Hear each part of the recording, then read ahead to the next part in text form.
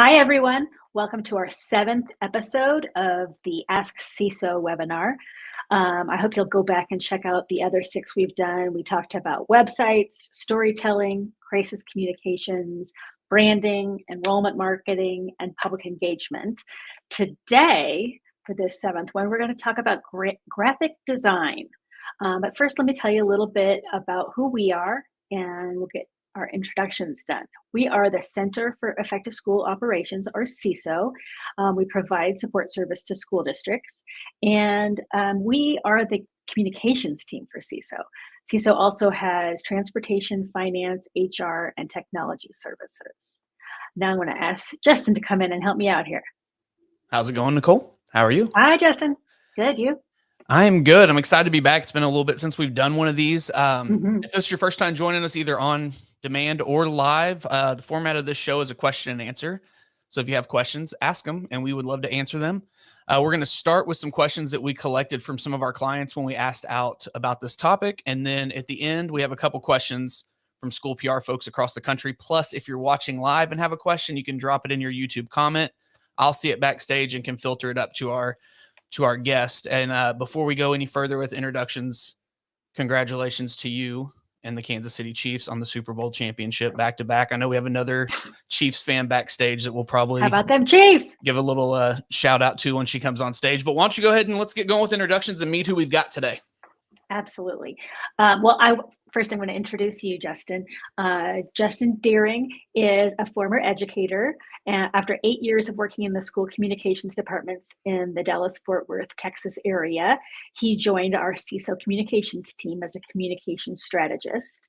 And he has been recognized by NSPRA and TSPRA for his work in social media and video production. He won the 2020 TSPRA Bright Idea Award for his podcast, School PR Happy Hour. So go check out his podcast. We're also going to have with us Coley Faringer, our Director of Communication Services. Coley has 12 years of experience serving school districts as a communication specialist and director, leading critical projects like enrollment campaigns, district rebranding efforts, referendums, and pertinent today, graphic design. She is a triple threat with design skills, project management skills, and communication skills. Thank goodness for that.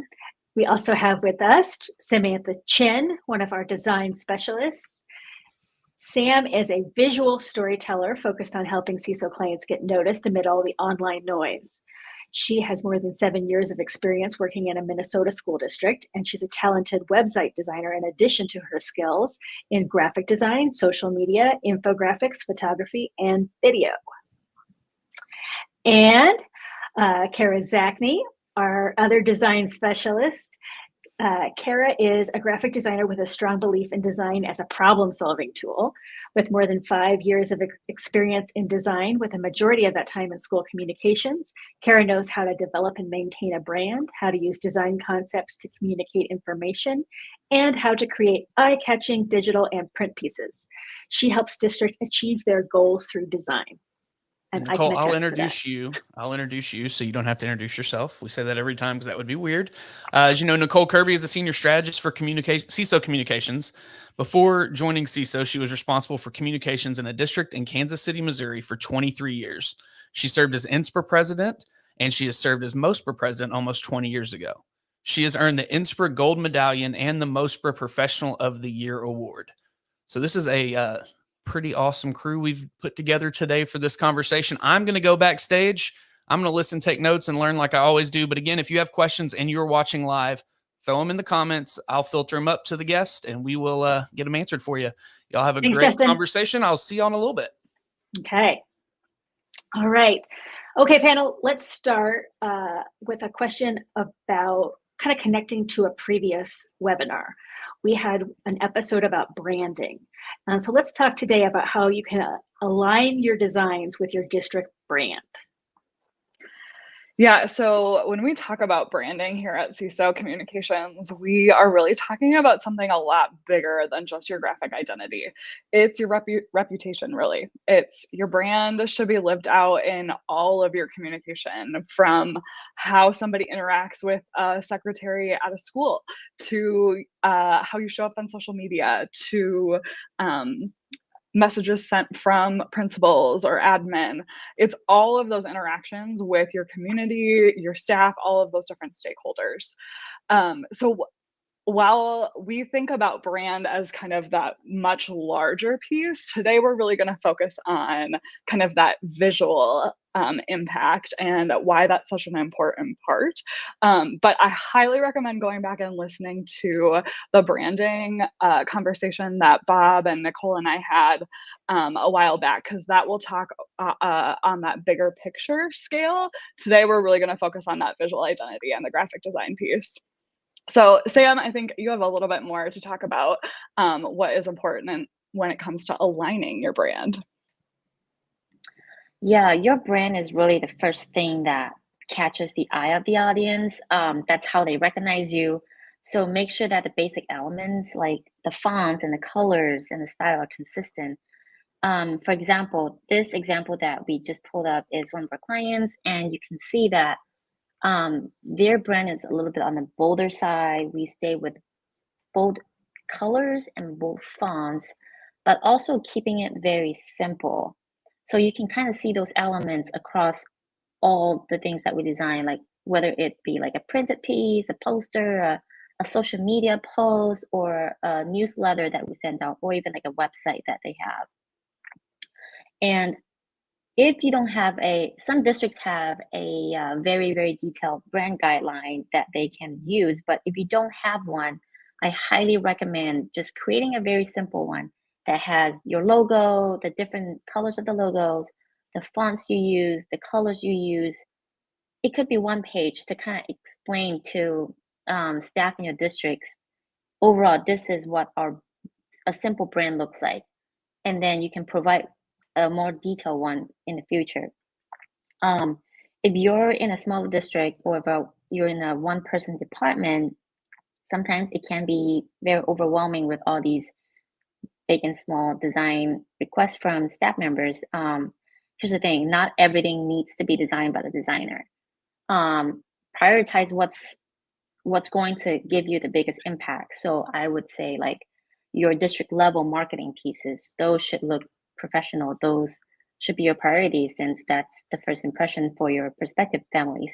And then the small stuff, you can get to it when you can, but that's when the small brand guide, the one-pager brand guideline would be very helpful, so that if there's other staff who is helping you create some of the smaller design pieces, they have some sort of guideline to help them. Good.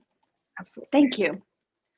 I feel like that's a good segue into our next question, which is what makes a good design? What are the elements of that? Carol, will you kick that one off? I will. So to start that, I think I should say that good design is actually very subjective. Like any sort of art, you're kind of turning content into art with design. So super subjective. What's going to look good to one person is going to look bad to a different person. So just paying attention to your styles and what looks good to you is important. But there are some key components I think you should pay attention to as you move through a design process. And I'll start with my first one is colors. So you can see in the example here that there's a certain selection of colors that you use inside a brand and with design pieces. The first point is stick to your brand. If you have brand colors, that's the main guideline I would give you. When choosing colors for any design piece, stick to 3 or 4. Once you start to get into a larger number of colors, things can get really cluttered. And it's hard for the eye to move from one piece to another. So try to stick in a smaller amount of colors. Utilize complementary colors. The eye is drawn to those balances and those contrasts. You can find matching tints and shades. So if you're using a dark gray, you can use a lighter gray, and those complement each other very well and support each other really well. In this scenario, blacks and whites kind of help support those reds and blues in this brand example. Pay attention to those contrasts because of legibility and accessibility. If you're using reds are really hard to use in text on white or black, so paying attention to those colors when it comes to accessibility is very important. And then utilizing white space. And I say that with quotes just because sometimes you can use, in this example, there's a red background. The point behind white space is just to allow some padding and air around either content or your design elements or any sort of imagery, just so that your eye has the ability to take a break. It gives the human eye a break as you're moving through content, and helps to make things feel less cluttered. The next major point, oh, sorry, go ahead. That's okay. Kara, you said something about accessibility and colors. And I think like our team talks about this all the time, especially when we're, working with a new brand or like designing a new brand, is how do we know if things are accessible, like different colors in your example here with the white on the red. There's a ton of free accessibility checkers, free color accessibility checkers out there that you can go in and you can enter these exact color codes, and it will tell you if it passes those different accessibility tests. So just Google it, and there will be a ton that like come up. But I know that's something that we try to focus on a lot, especially when developing a new brand. And it's a good thing for you to know, like if you should avoid putting white on some of your brand colors, that you shouldn't do that in the future once you know that it's not accessible. So just highly recommend going and searching for that and checking your district colors. Fantastic point. I use the contrast checker on, like I have that on my tab, my bookmark. I'm ready to go for almost everything that we work on. So great point. Thank you for bringing that up. Yeah. My next big bullet would be font usage. In this one, you can see a couple different fonts. My first key piece of advice would be use as few as possible. The more you get, the more cluttered it gets. You're trying to keep things easy to move through, easy for people to read. So try to keep that in a 1 to 3 font range, similar to colors. You're not trying to use too many. Stick to the brand when applicable. Try to keep your brand fonts there because it's part of recognizing your district or your school's brand. Utilize type hierarchy to help you move through information.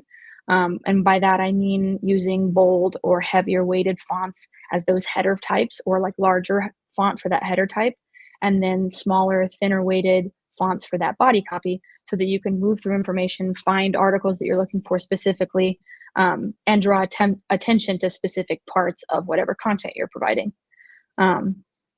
Type personality is another part of this. You can utilize those different fonts to help you communicate a style or a tone in your design. So if you're designing something for a bond campaign, you're going to use bolder, more professional, sleek, easy to read fonts. If you're designing a poster for kindergartners, you're going to use something that's a little bit more fun and has a little more motion. So you can use fonts also to help you set a tone in your design. In that, be very careful with the fonts that you use for legibility, both with accessibility and with the shapes of some fonts. Letters can get mixed together. So you want to make sure that it's easy for people to read, especially if you're trying to spread or communicate specific information. You want people to be able to read it. I'll move on to my next bigger point, and that would be the style of design. And this is just another piece of example with that same brand that we used before for the cooperating school districts of Greater Kansas City. We developed that brand that you saw on the slide before, and this is actually an example utilized in our microsite.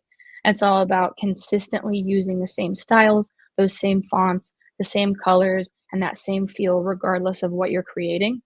And you can kind of see that, the applied elements of that the photos, the different uses of font and color.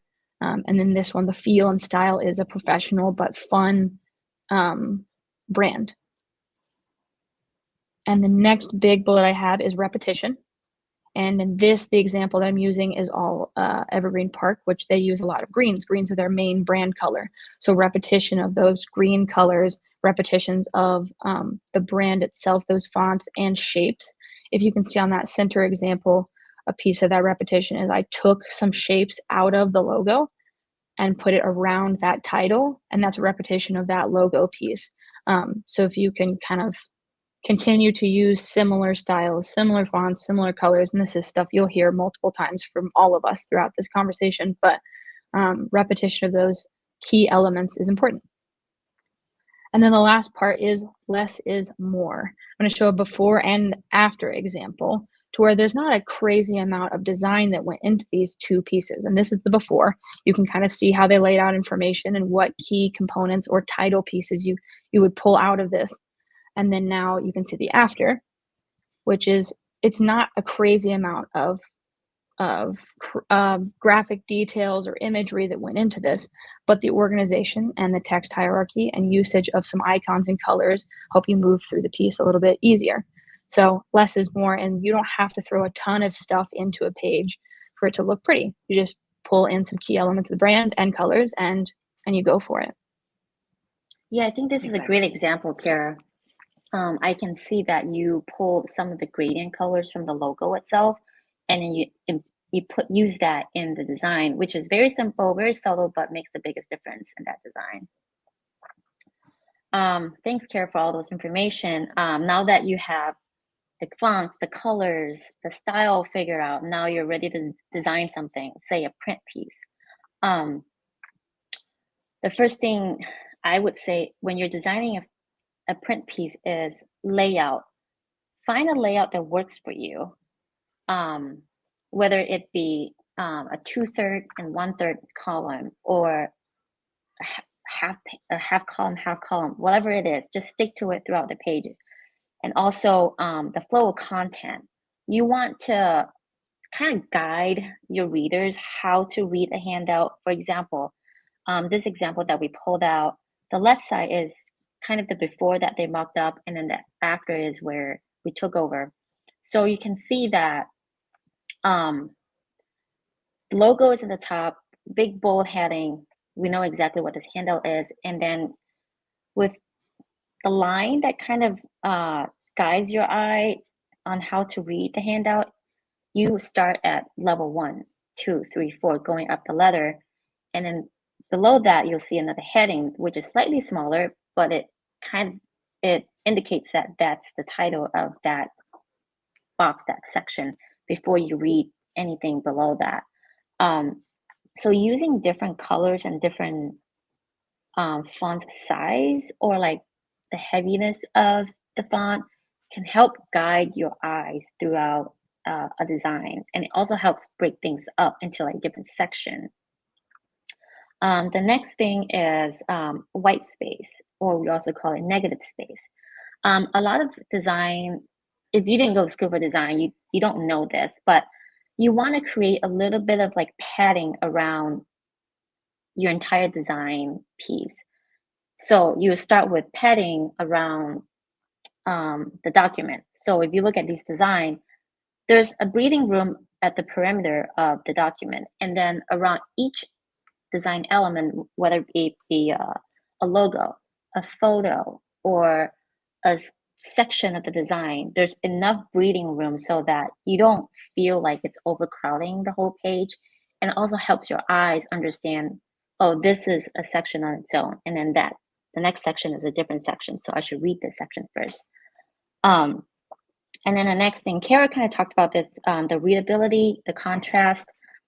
I also have a contrast checker that I use online that I always check before I do any like graphic design or even web design. Certain colors, it may work when it's a bigger font, but it may not work if it's a smaller font. So you have to just check to make sure that the color and the size works for you. And the next thing is, one of the most important thing I pay attention to is representation.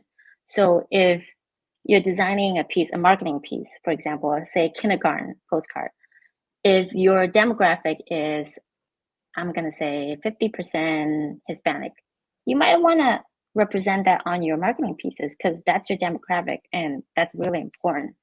So just kind of pay attention to little things like that on the website, on any print pieces you design.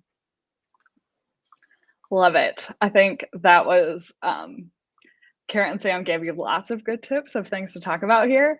I'm going to summarize in, if you had 3 things to focus on from all of that, what we think the top 3 things are. One of them would be consistency. So staying consistent to your brand, repeating items, just staying super consistent from piece to piece. 2 would be white space.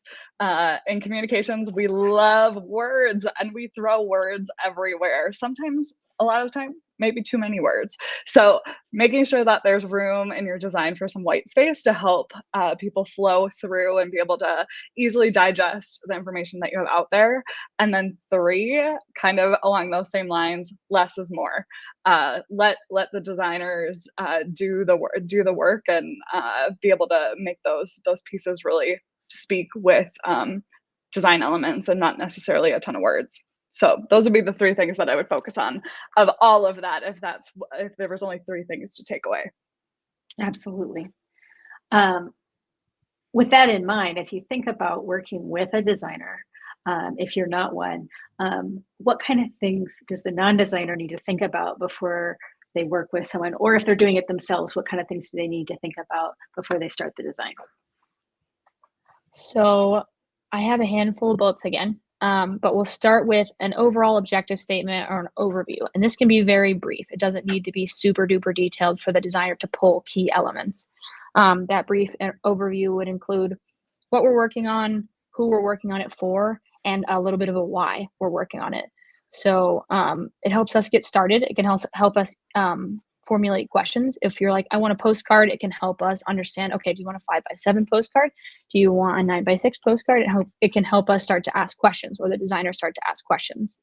And it can help us set parameters for ourselves in the style of design. So if you're if you're working on something that's a social media graphic for incoming middle schoolers to start their first day at middle school, and they're trying to get excited about their first day, that design style is going to be more fun and uplifting, and try to bring that middle schooler and connect them to their school or their brand, their school's brand.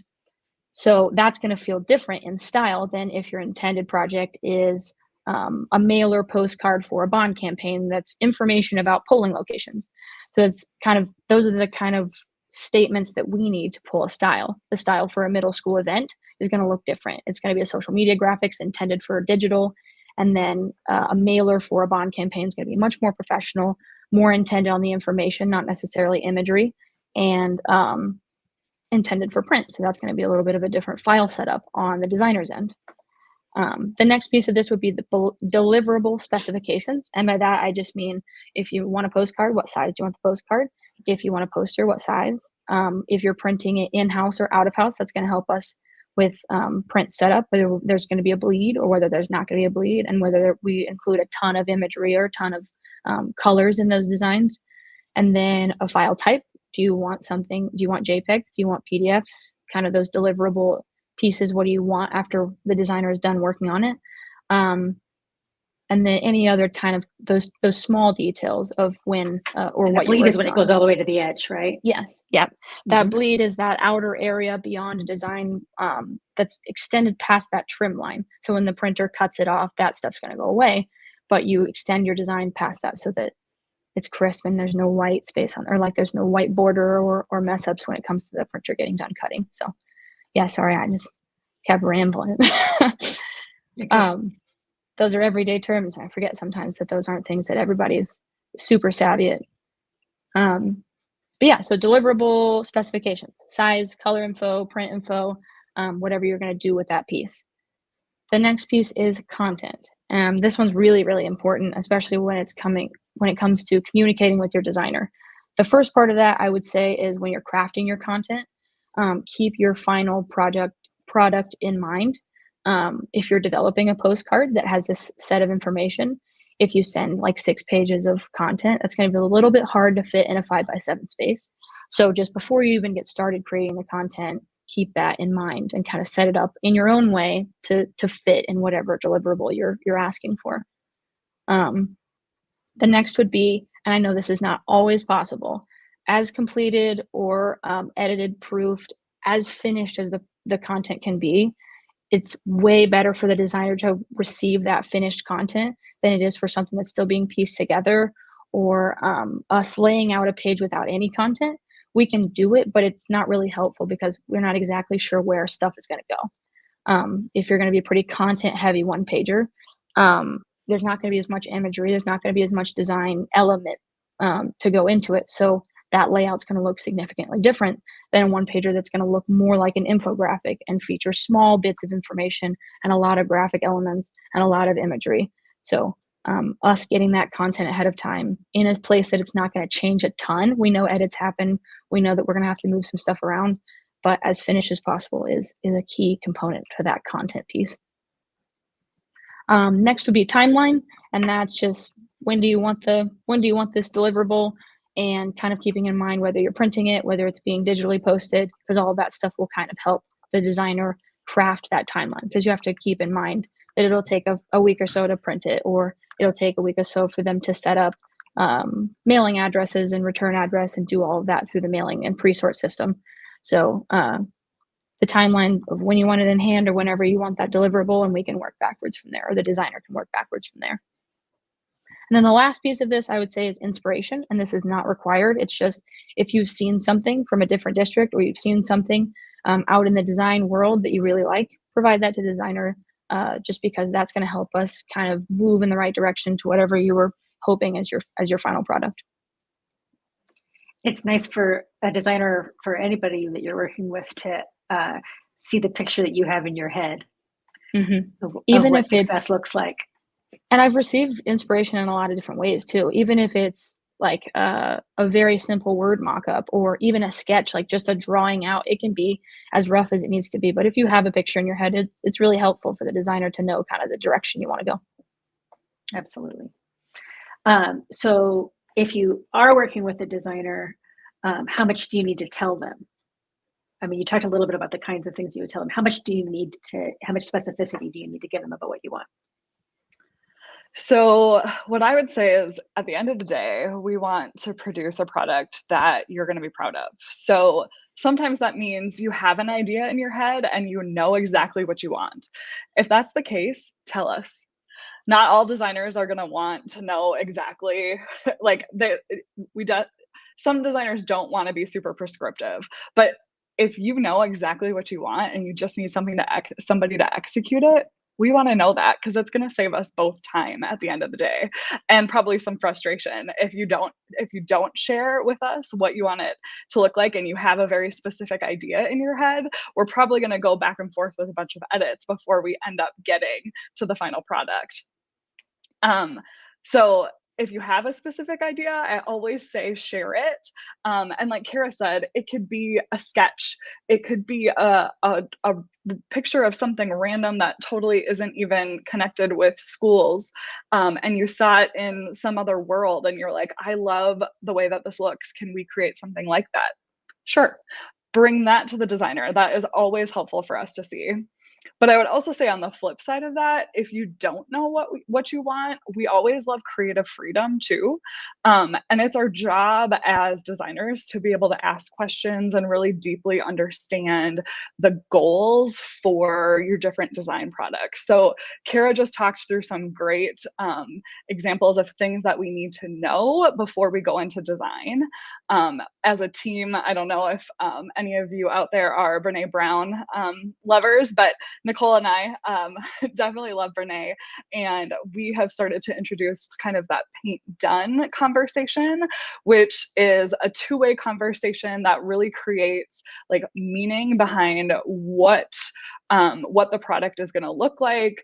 It gives you an opportunity to probe deeper and really create a shared understanding of what it is that you're going to be creating. And so we've started to have those conversations as a team as we're starting different design projects. And it's really been helpful for us as designers to know, sometimes it gets at those stealth expectations that people maybe don't know that they have. And just by having some of those conversations, they come to the surface. So if you don't have a designer who is asking some of those questions that Kara just went over, I would recommend maybe starting to provide them with some of those basic information. You know, here are my goals. This is my audience. Here's some inspiration. Those types of things. And if you don't have a designer who is asking for those things, and maybe you're getting frustrated with the amount of edits or like back and forth, it might be time to look for a different designer. Well, and to that point, if for a district that doesn't have their own designer, what advice do you have for them if they want good design but they're short-staffed?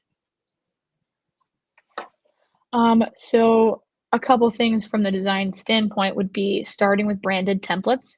Setting if it's Canva, Adobe Express is another kind of version of Canva through the Adobe products, which a lot of us as the deeper part of the design love Adobe products.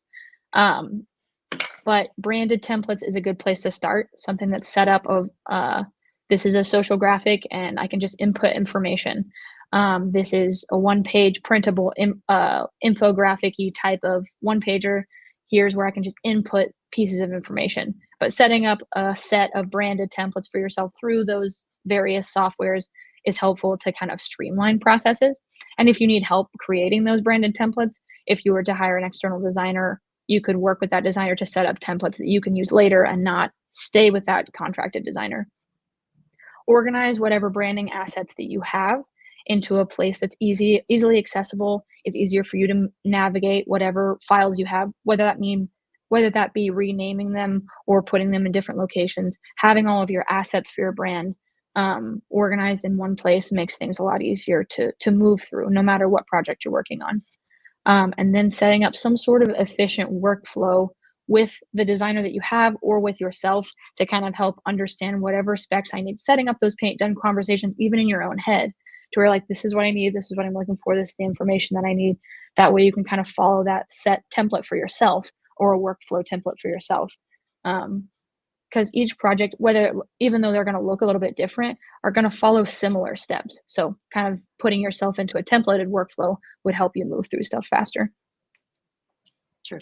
And I would also add, if you are short-staffed, you could always work with us. We've done a lot of different design projects, everything from setting up templates, like Kara just mentioned, to kind of those more in-depth curriculum guides, annual reports, print newsletters, all sorts of things. Plus, then you get to work with Sam and Kara, who are just wonderful. Awesome. Well, this time we actually have a couple questions that people gave us for you about graphic design. Phil Campbell from Bonneville School District 93 in Idaho asked, is Canva enough or is it important to learn more advanced skills? So it kind of dovetails with what you were talking about, but he's used that technological tool and is wondering, does he need more? I'll jump in here and say that Canva wouldn't be my first pick as a designer to utilize as a software, but it is an incredible tool, especially in the education world, because it's free for educators and Canva is very intuitive. You can kind of learn as you go. You don't have to study the detailed parts of a very complicated Adobe software. So I'd say Canva is well enough to start and to have that baseline software. I would say that the part that you can extend those skills is learning more about design itself, design concepts such as using fonts and type hierarchy, rules of thirds, leading lines, some of those artistic pieces that help make something look visually appealing and helps the reader move through it. But I would start with learning those key points, and you can use Canva to kind of accomplish as much as you possibly could, just as long as you know some of those guiding rules to help make the design successful. I think the other thing that I would add to that is, for most things, Canva is probably fine, but I would encourage you to think about what's going to have the most impact on your communication goals. So let's think about, I know enrollment marketing is on everyone's minds right now. So maybe you want to print like a really nice brochure that is going to get sent out to all potential families. A piece like that might have a big impact. That would be something that maybe you would want to consider working with a designer on, whereas you could keep all the other things in-house. That would be the only suggestion I would have. Canva is probably enough in most cases, but think about maybe partnering with a designer on some of those bigger impact pieces. Yeah, especially if you're doing like a magazine or like a 20-page newsletter. Like Canva, you could work with Canva, but it's not as efficient if you use like an Adobe where you can set everything up. Headers are this size and this color. font size for the body is this. And at one click, I can change everything in the document, as opposed to in Canva, you might have to do that manually to every single page, every single section. So it just depends on the project. Yeah. And if you are going to use Canva, it's probably a good idea to have your brand loaded into that so that it's consistent, to have those templates that you were talking about earlier, Kara. That was actually what I was going to jump in and say, was Canva has the ability for you to store some of that branded information. But the other piece of that I was going to mention was extending into those more high impact projects. Canva is going to produce a slightly lower quality when it comes to images or that like print quality once you've saved and exported that file. So if you're working on something that's going to go to a lot of families and you're crisp, clean, that final product needs to be really, really fine tuned, I would definitely consider what Coley mentioned and try to connect with a designer so that you have those capabilities to make sure your photos are the right pixel per inch and clear, and all of the fonts are the right font, because some fonts aren't uploadable to Canva and some aren't transferable between those softwares. So yeah, there's definitely a pro to utilizing a designer that has those deeper software capabilities. Our next question comes from Shiva Clark with the Grandview School District in Missouri. And she wanted to know, how important is consistency when you're designing for a district? Should all of those look the same on the district level? She's heard some complain that it limits creativity. I would start with leaning towards utilizing your brand and those brand elements as much as possible, because that's going to help anyone who's viewing that final product to recognize your brand and to connect it back to your brand. I also do think that in a lot of given situations, there are ways to extend those brand elements, whether those colors and fonts, and make something a little bit more visually appealing and extend that creativity. So I would try to tie it as closely as you can back to your brand, and then extend it using similar brand elements, and develop some extra graphics to support that brand. I think the limits creativity piece is interesting. I used to always hear that at my previous district, like everything looks the same. It's like, yeah, that's good. One thing to consider, I think, is a way to keep your brand fresh is to do some mini campaigns. So Brooklyn Center, Sam showed a couple examples of the Brooklyn Center community schools earlier. And so they have a really strong brand. You can see that here. And their main tagline is, "We stand front and center." So most of the storytelling and a lot of the language that we use for them is around that "we stand front and center" and this kind of visual look.